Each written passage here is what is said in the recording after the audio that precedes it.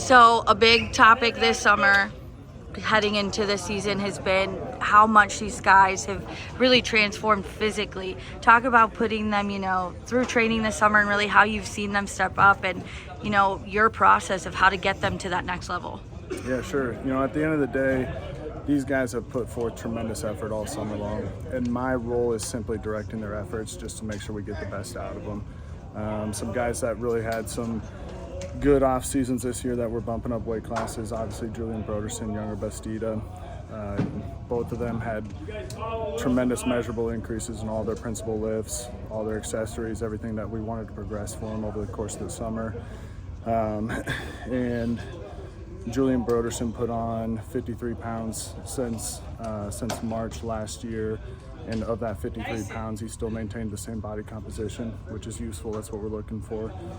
Younger Bastida put on 43 pounds since March, and again, he actually reduced his body fat percentage, which was really useful.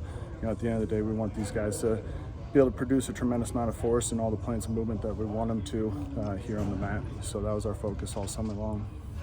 Talk about training with the Frost brothers. They're younger, so of course they kind of came in still with different body frames, but at wrestle-offs they looked pretty jacked. Talk about how you've seen them step up. Well, one of the big things, probably a big focus for us, is we look for measurable increases in strength, and the aesthetics piece is kind of a byproduct. Them looking tremendously strong is, again, it's a byproduct of their measurable increases in strength. And those two twins, I tell you what, those kids bust their ass all summer long. So I'm really proud of them and their efforts.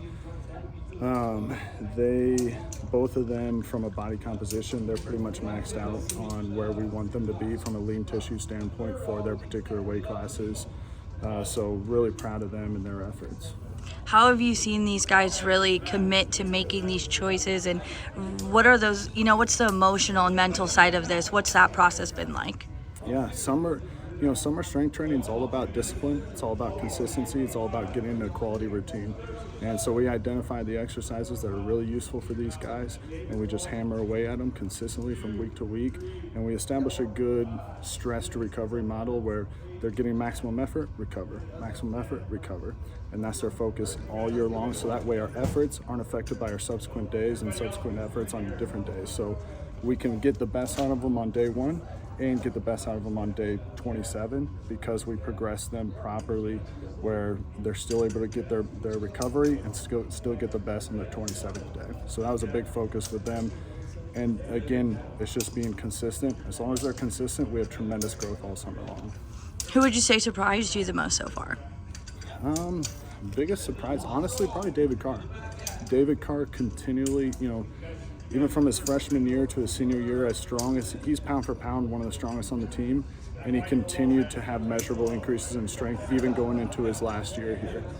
So really proud of him and his efforts. A lot of times when you get to that level of strength, it gets even more challenging to get to that next level. So for a guy like David Carr, as good as he is, as strong as he is, to still level up, to still get stronger, is an incredible testament to his efforts all summer long.